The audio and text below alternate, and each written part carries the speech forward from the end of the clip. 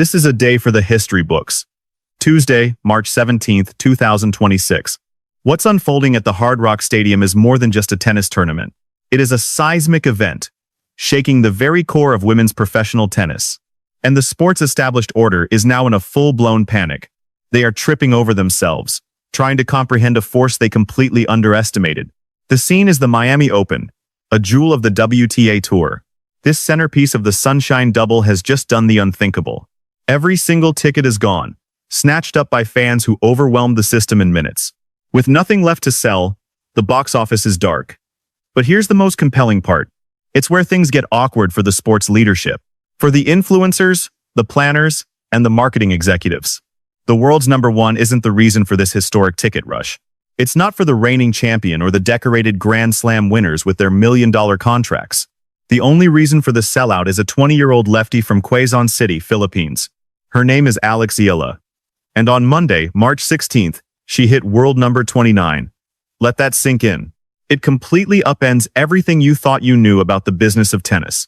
The biggest draw for a major WTA 1000 event is a player ranked 31st. The official tournament website buckled. It didn't just slow down. It didn't just lag. No, it completely collapsed, overwhelmed by millions of her Filipino and international fans rushing for seats. They weren't trying to see the top seeds practice. They weren't hitting refresh for a glimpse of the defending champions. They were all there for what's being called the Eala coronation. And the organizers were caught completely off guard. Even now, they're scrambling, trying to solve a crisis they never saw coming. A player from outside the top 20 is creating more hype, more excitement, and more magnetic pull than stars who have been household names for years.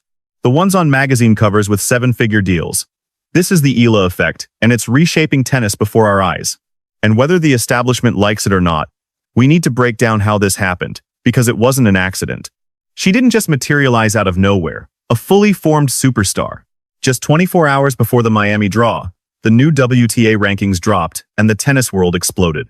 Eala, only 20 years old, had smashed into the top 30 for the first time, hitting world number 29. She didn't just ask to join the sports elite. She blew the door down. This meteoric rise came directly from her spectacular run to the round of 16 at Indian Wells. And if you were paying attention, you know exactly what went down when she faced the world's number 4, Coco Gauff. One of America's brightest young stars, destined for greatness, was forced by Eala to retire mid-match. Gauff was completely overwhelmed by Eala's relentless pressure. She created brutal angles, and her absolute refusal to give an inch was simply devastating. That win sent shockwaves through the sport. It was no fluke. It was a validation of what her loyal Pinoy Army had been shouting from the rooftops. Eala is more than just a feel-good story or a wildcard flash in the pan. She is a real, undeniable threat to the established order. And here's where the business angle gets wild, and honestly, pretty embarrassing for organizers who miss the signs. Resale tickets for her matches are now going for absolutely insane prices. We're talking numbers that would make Wall Street bankers flinch. Prices that would give even corporate CEOs a moment of pause. Here's the nightmare keeping the WTA leadership awake. Courts with top 10 players can't even sell half their tickets. Let that sink in. The best in the world are competing in front of empty chairs. Meanwhile, the 31st seed is playing to sold-out, standing-room-only crowds. The lines stretch over 100 meters, winding through the corridors, a repeat of Hong Kong and Melbourne, but on a colossal scale. With Eala, it's always bigger. The phenomenon explodes with each tournament, each match, each blistering winner she paints on the line. Rumor has it, organizers are in a full-blown panic, struggling to manage the chaos.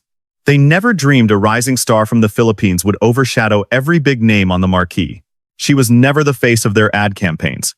As a result, her security detail wasn't built for a main attraction. Now they're playing catch-up, blasting out urgent memos about the Pinoy Army.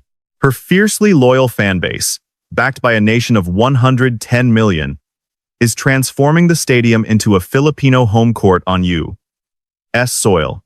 But there's an ugly truth the tennis establishment refuses to admit publicly. It's a topic for hushed tones in private meetings and secret text threads. All this attention is causing real friction. We're talking serious heat, the kind of tension that simmers in the locker rooms before it boils over into backstage complaints, the kind of animosity that cements into deep resentment when the cameras are off. Sources say several top 10 players are openly furious about what they call Eala mania. They see the practice schedule and notice she gets all the best court times. They watch the 31st ranked player command more media attention, draw bigger crowds, and get louder cheers than champions who have sacrificed for years to get where they are. And it's making them furious. When Eala practices, the entire vibe of the tennis center changes.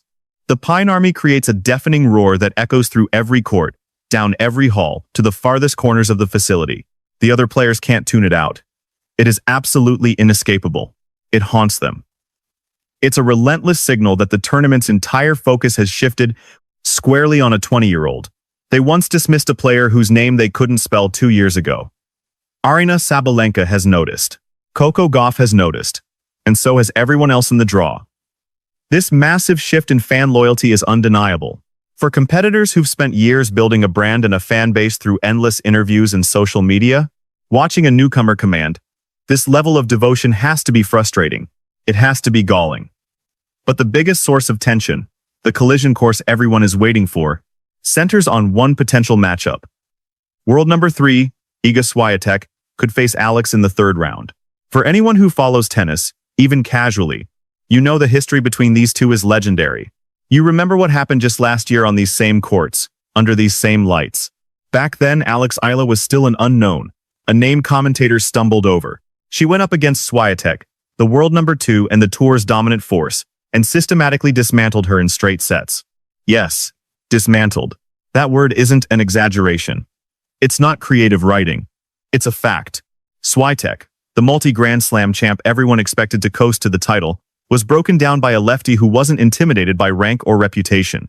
Reports claim Swiatek is now practicing with a singular focus, neutralizing the unique angles Alex creates. She and her coaches have been poring over hours of match footage. She's devising strategies designed to shut down Alex's biggest weapons. That stunning loss hasn't been forgotten for 1 second. It's impossible to forget. The memory haunts her on these very courts, the ghost of that loss looming over every practice. That's why the mere possibility of a rematch has both teams on high alert. Both sides are preparing for a championship final, not an early round match. Whispers are circling the tour, and though they are unconfirmed, they paint a dark picture for Alex. The chatter claims some veterans are quietly hoping the immense pressure will finally break her. They point to the 390 crucial points she must defend from last year's semifinals, betting she will falter under the weight. A stumble here would send her plummeting from the elite top 30 down into the 60s. That kind of fall would strip her of a coveted seed. She would be forced back into the brutal qualifying rounds, relegated to the outer courts. It would be a swift return to obscurity. But these rivals are failing to grasp a vital truth. What they fundamentally misjudge is that Eala is not driven by ranking points. Her ambition is far greater. She's hunting for a spot in the top 20, a mission beyond one tournament. And for this campaign, she has forged a very specific weapon. It's a transformation so profound that the entire tour is now on high alert. Just weeks before the 2026 season, the undisputed king of clay, a 22-time Grand Slam champion and a legendary competitor, was personally coaching her. He gave her critical adjustments to her forehand and, more importantly, mentored her on mental toughness. He taught her to embrace the struggle, to find strength when her body screamed surrender, revealing one key to the top 20. She first had to destroy her own perceived physical limits. After that talk, her training intensified. Her work with coach Joan Bosch and the Academy's best has been nothing short of punishing. Picture 5-hour sessions under a blistering Spanish sun. Add superhuman drills designed specifically for the humid, suffocating heat of Miami Gardens. Now she takes the ball earlier, dictates pace with surgical precision, and turns defense into attack in a heartbeat. This tactical assault is what forced Coco Gauff to retire at Indian Wells. It was the same raw physical dominance that allowed her to outlast the world number 8, Jasmine Paolini, in a grueling Dubai match that took her to the edge of collapse. Experts are now calling her fitness the biggest threat of any player outside the top 10. While others complain in press conferences about the heavy air and slow courts, Eala has been physically engineered to thrive in punishing 3-hour wars. Her specialized training in Spain mirrored the exact Florida conditions. It was a strategy to ensure her body would not break, guaranteeing she would be the one left standing deep in a third set. A recent post to her 2 million social media followers served as a clear warning to everyone in her side of the draw. I am on a quest to find my limits and then bulldoze right through them. This isn't some cheap inspirational quote for a poster or a shirt. It's a statement of intent. That phrase is an open declaration of war. It is an undeniable threat. Now, consider the financial implications of her journey, which go far beyond the court. The economic stakes here are massive, a level rarely seen for an athlete not yet in the top 10. The intense buzz around Alex has captured the attention of the billionaire class. Rumor has it that Bill Gates has been personally advising on her Global Academy project and brand strategy. Whether these talks result in a formal partnership is still unknown. But the real takeaway is this: every winning shot in Miami is worth more than just points. Each victory creates huge financial opportunities, strengthens her endorsement power, and grows her global brand. If she can defend her semi-final points, or better yet, make the final, she won't just crack the top 20. She could shatter records to become the highest-paid Asian athlete of 2026. This is why the stadiums are sold out. The world isn't just watching a tennis match. They are seeing a young athlete become a global financial force. But a harsh reality makes this week absolutely critical, adding to the crushing pressure. Rankings operate on a rolling 52-week calendar, and the 390 points from her 2026 semi-final run are about to vanish. Her points are expiring, and an early exit would be nothing short of a catastrophe, sending her plummeting from world number 29 deep into the 60s. A single bad afternoon could erase an entire year of grueling work. Everything she has built now hangs precariously on the outcome of this week. As the 31st seed, she gets a first-round bye, securing a meager 10 ranking points and a spot in the round of 64. But the real challenge starts immediately after that grace period. She's set to face the winner of the match between Laura Segund and Petra Martic. Both are battle-hardened veterans who have seen it all and relish the chance to play the spoiler. They would be thrilled to shut down the ISA phenomenon long before she could even glimpse a third-round matchup. When you tally it all up, the weight on her shoulders is almost crushing. 110 million viewers are watching her every move from the Philippines and from fan communities all over the world. There are 390 ranking points and a potential billion-dollar future riding on this tournament. A rematch with a player she already dominated on this very surface is also a looming possibility. All of this pressure converges on a single week at the Hard Rock Stadium, under lights that now feel hotter and more intense than ever. But when a reporter asked her about that pressure, Alex's response showed exactly why she is built differently. It's the kind of answer that separates the great athletes from the merely good ones, and champions from the contenders. She said, "Pressure is a privilege. This core belief is why the old guard of tennis simply cannot figure her out. You can't break a competitor who doesn't fear failure, because she knows she has already won a bigger fight.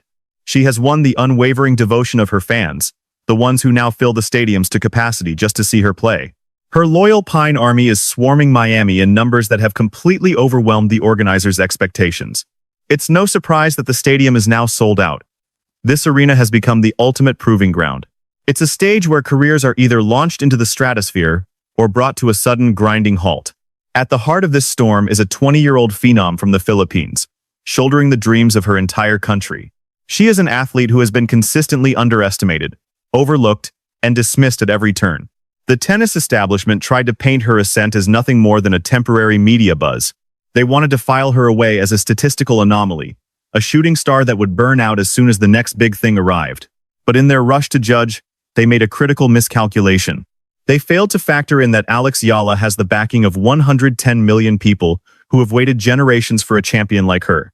They conveniently forgot that she is returning to the exact court where she delivered a straight sets beatdown to the world's number 2 player. They neglected to recall that her skills were forged in the ultra-competitive fires of the Rafael Nadal Academy. She has been mentored by icons of the sport, armed with a game designed specifically for these high-stakes showdowns. Every single ticket for this event has been sold. The tension in the locker room is palpable, a fierce rivalry simmering just below the surface, ready to boil over. The established veterans of the tour are watching the situation unfold with a clear sense of unease. They are all mapping out their own paths, but their primary focus is on the young upstart who has become the talk of the tournament. And now, the champion from Quezon City is about to step onto that court and deliver a stark reminder of exactly why she is a name to be feared. This is far more than just another tournament. This is her official coronation. A new world order in the sport of tennis has finally arrived. The only question that remains is whether there is anyone in this draw with the nerve and the skill to truly challenge her reign.